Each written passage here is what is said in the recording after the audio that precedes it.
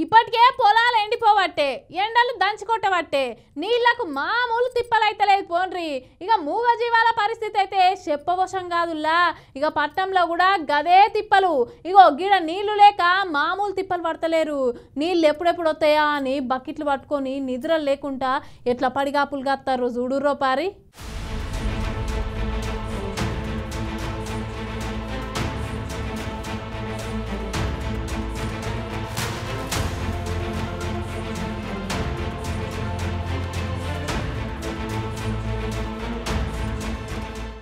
ఎండలు దంచి కొట్టవచ్చే, నీళ్ళేమో అడగంటిపాయే. సర్కారోళ్ళు నీళ్ళు ఇస్తామని చెప్పి పొలాలు అలా కాదు కదా తాగేతందు కూడా నీళ్ళు లేకపాయే.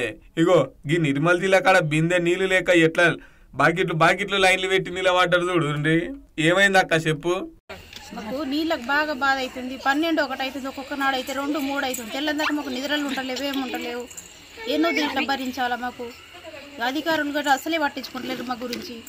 ఎంత మన గ్రామ పంచాయతీకి వచ్చి చెప్తున్నాం కానీ మా గురించి పట్టించుకుంటలేరు. మాకు నిద్రలు ఉంటలేవు, ఏముంటలేవు. ఎంతగానో చూడాలి ఇట్లా ఎట్లా. మరి ఇది ఎండాకాలము, పిల్లలు చిన్న పిల్లలు ఉన్నారు. పిల్లలు ఇంటి పెట్టుకొని పోతున్నాం, తిరుగుతున్నాం నీళ్ళకి. అక్కడ ఇక్కడ ఏసీ వాడపోయి పట్టుకొచ్చుకున్నందుకు పోయి మరొకనాడు 3 మాడి వాళ్ళ పోయి తిరిగి వచ్చినాం. చాలు చేసుకుంటామని బోరు అక్కడ బంద్ చేసిండ్రు. మొత్తం ఇటు నీళ్ళు లేకుండా మాకు రాకుండా బంద్ చేసేసిండ్రు.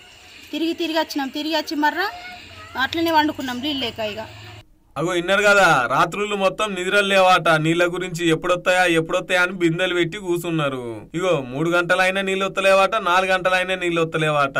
ఇక ఉపాసం పడిన రోజులు కూడా ఉన్నాయట. సర్పంచ్ కి, కార్పొరేటర్ కు ఎవ్వరు చెప్పినా కూడా అసలు స్పందిస్తనే లేరట. ఇగో మీరు గనక స్పందించి మాకు తాగే నీళ్ళు లేకపోతే మేము దీక్షలు కూడా చేస్తామంటున్నారు.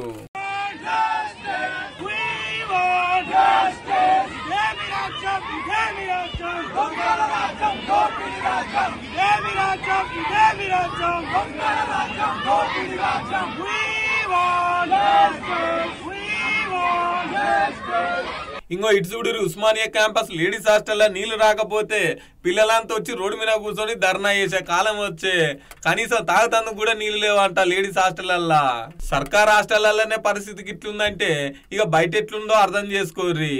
అటు పొలాలకు నీళ్లు లేక ఎకరాలు ఎండిపోవట్టే పొలాలు. కనీసం తాగుతందుకు కూడా నీళ్లు లేని పరిస్థితి వచ్చింది పోరి రాష్ట్రంలో.